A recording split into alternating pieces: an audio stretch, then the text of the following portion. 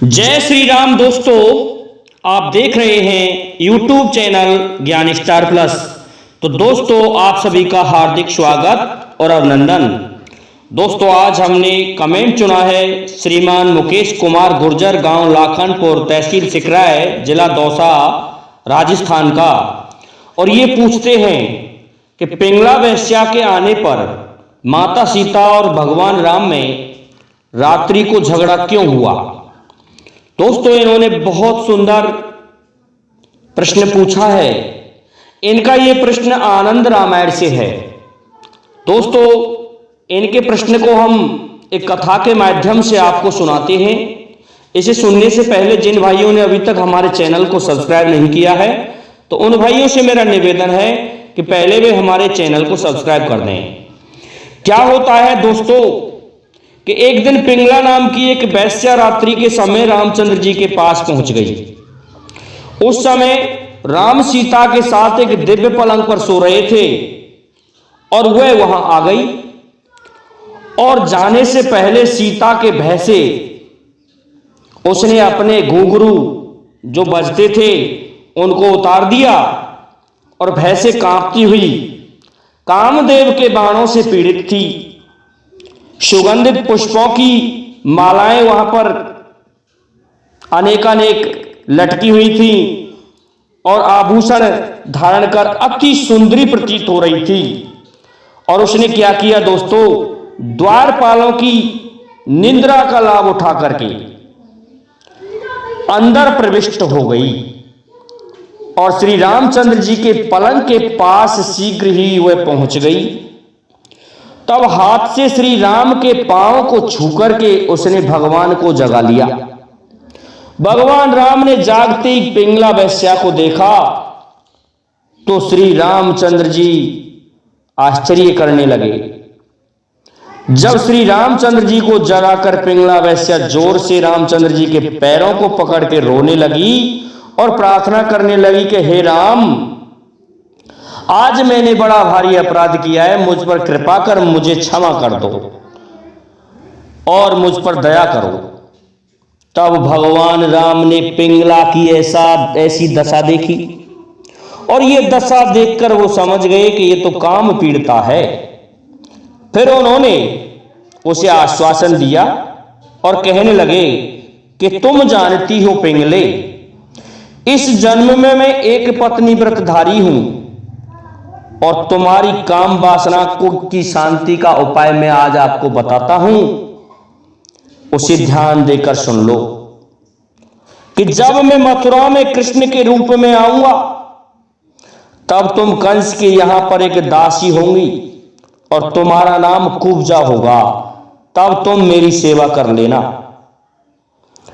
जाओ, अब मैं तुम्हें यह आशीर्वाद देता हूं, शेष आयु को व्यतीत कर आप कंस के यहां पधारिए। ऐसा कहकर भगवान राम ने उस पिंगला को दोस्तों विदा कर दिया, जो कि एक वेश्या थी। इसके पश्चात उन्होंने माता सीता को जगाया और माता सीता को जगा के उन्होंने सारा वृत्तांत कह सुनाया। और इस बात से भगवान राम ने द्वारपालों को भी फटकारा कि आप किस तरह की सेवाएं दे रहे हो। आप सो गए थे और मेरे पास इस तरह से अज्ञात आदमी आकर के पहुंच गया।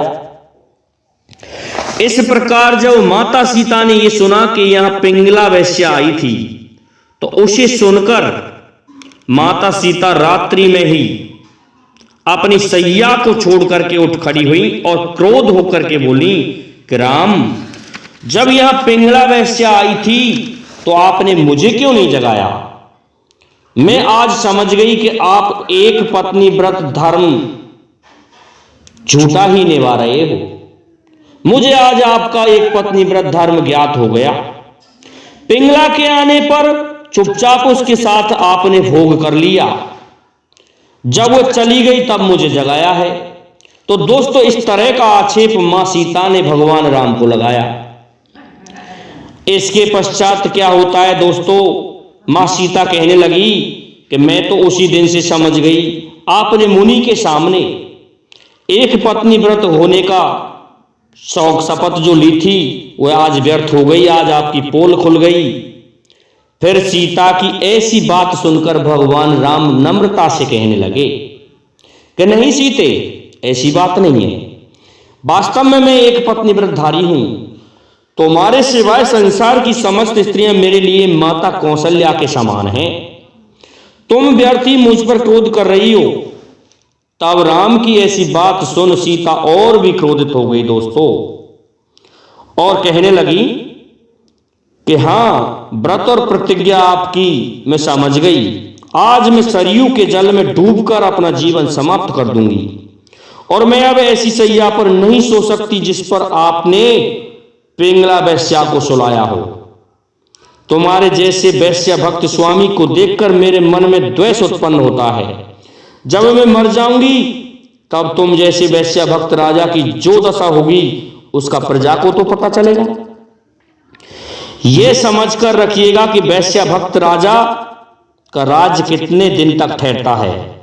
इतना कहकर राम को प्रणाम किया, और दोस्तों सीता मां ने क्या किया कि अपने देह त्याग की तैयारी कर झटपट गृह से बाहर होकर सरयू के तट की ओर चल दी। फिर तो सीता को जाते देखकर भगवान राम ने भी उनका पीछा किया, और जल के पास पहुंचने से पहले ही उन्हें रेती में ही पकड़ लिया, और मीठी मीठी बातों से समझाते हुए बोले, हे जनक पुत्री, मुझ पर इतना क्रोध मत करो। प्रथम मेरी बात सुनो। यदि विश्वास ना हो तो मैं शपथ ग्रहण करने को भी तैयार हूं। हे सीते, हे भामिनी, इस तरह क्यों क्रुद्ध हो रही हो? इस प्रकार राम की बातें सुनकर सीता ने कहा कि मैं आपको क्या कहूं, किस लिए शपथ ग्रहण करने को कहूं? क्या दिव्य परीक्षा करना चाहते हो? और यदि मैं दिव्य परीक्षा भी लूं तो कैसे लूं?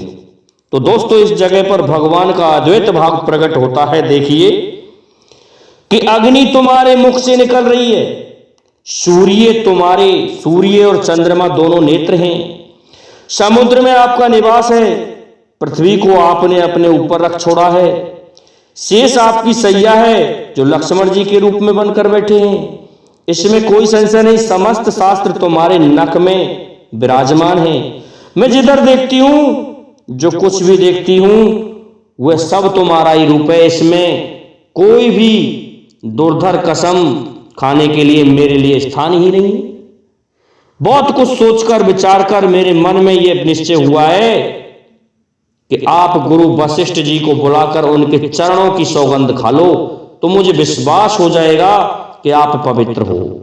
दोस्तों इस प्रकार की बातों को सुनकर भगवान राम ने लक्ष्मण जी को आधी रात्रि के समय ही बुलाया, और बुलाकर के कहने लगे कि आप वशिष्ठ जी को लेकर के आइए। तो दोस्तों लक्ष्मण जी वशिष्ठ जी के दरवाजे पर पहुंच जाते हैं, और वशिष्ठ जी को जाकर के आवाज लगाते हैं। जब आधी रात्रि के समय लक्ष्मण जी का आना सुनकर वशिष्ठ जी कांप उठे और कहने लगे कि अब आधी रात्रि के समय लक्ष्मण जी किस लिए आए हैं। लक्ष्मण जी से पूछा तो लक्ष्मण जी ने कहा कि आपको भैया राम याद कर रहे हैं, इसलिए अब आप ऐसा करो कि बाहर पालकी खड़ी है, आप तुरंत चल दो। इस तरह लक्ष्मण द्वारा राम की बात सुनकर अरुणधति भी उनके साथ में आई। इस प्रकार से रात्रि के समय ही लक्ष्मण जी लेकर के पहुंच गए गुरु वशिष्ठ जी को। जिस समय गुरु वशिष्ठ राजभवन में पहुंचे थे तो उस समय चारों ओर रत्नों के दीपक का प्रकाश फैल रहा था। अनेक पहरेदार अपनी नौकरी पर डटे हुए थे और बहुत से वशिष्ठ को घेर कर साथ में चल रहे थे। जब यह समाचार राम को मिला कि गुरु वशिष्ठ आ गए हैं तो उठकर थोड़ी दूर आगे जाकर मिले और सीता सहित उनको प्रणाम किया। फिर एक दिव्य आसन पर बैठाया दोस्तों, और वस्त्राभरण भूषणों से विधिवत उनकी पूजा की। उसके पश्चात भगवान राम ने गुरु वशिष्ठ को उस पिंगला वैश्या का समस्त वृत्तांत सुनाया, और इस पर सीता जी ने जो कुछ किया वह भी सुनाया, और ये कहा कि हे गुरु, अब अंत में सीता जी राजी इस बात पर हुई है कि मैं आपके चरणों की शपथ खाऊं, तब ये मेरे पर विश्वास करेंगी। इस बात को सुन के गुरु कहने लगे कि राम, मैं तो आपको जानता हूं, आप एक पत्नी व्रतधारी हैं और मुझे पता है कि आपने कभी भी अपना व्रत भंग नहीं किया है। इसलिए आप जो कुछ कहना चाहें, जो कुछ करना चाहें, आपको मेरी तरफ से अनुमति है। इस बात को सुनकर भगवान राम ने मां सीता के समक्ष गुरु वशिष्ठ जी के चरणों की सौगंध खाई और उनके चरणों को पकड़ लिया। तो मां सीता को विश्वास हो गया कि भगवान राम पवित्र हैं। इस प्रकार जब ये कहा तो उन्होंने हाथ जोड़कर प्रार्थना की कि ये मेरी भूल थी, आप मुझे क्षमा कर दो। मां सीता कहने लगी, अब आप मुझे क्षमा कीजिए।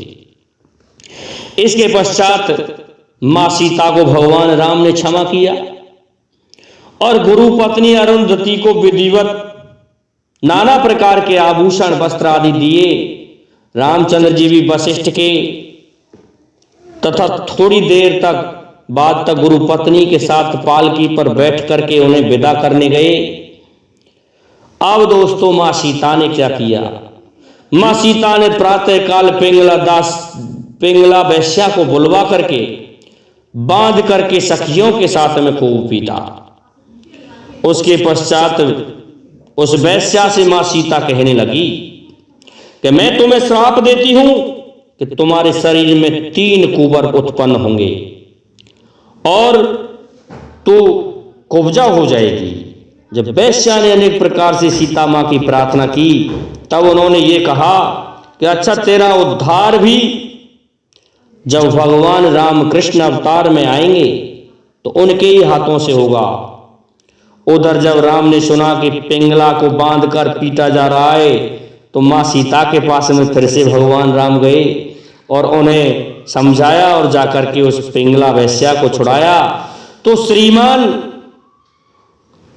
मुकेश कुमार गुर्जर जी, आपके प्रश्न का ये उत्तर है। इस कारण से आधी रात्रि को भगवान राम और मां सीता में झगड़ा हुआ था। ये प्रसंग आपका आनंद रामायण से है। दोस्तों बहुत सुंदर प्रसंग पूछा है। आपको हमारा ये वीडियो अच्छा लगा होगा, इसलिए अब आप सभी से मेरा निवेदन है कि हमारे इस वीडियो को लाइक, शेयर और सब्सक्राइब जरूर कर दें। साथ ही बेल आइकन को भी प्रेस कर दें, जिससे कि आने वाले वीडियो का नोटिफिकेशन आपको मिलता रहे। दोस्तों कल के प्रसंग में हम आपको ये बताएंगे कि सत्यभामा जो थी, ये सत्यभामा भगवान कृष्ण के साथ में कैसे आई और ये पूर्व जन्म में कौन थी। दोस्तों आज के लिए इतना ही काफी है। जय हिंद, जय भारत, जय जय श्री राधे, जय जय श्री राम।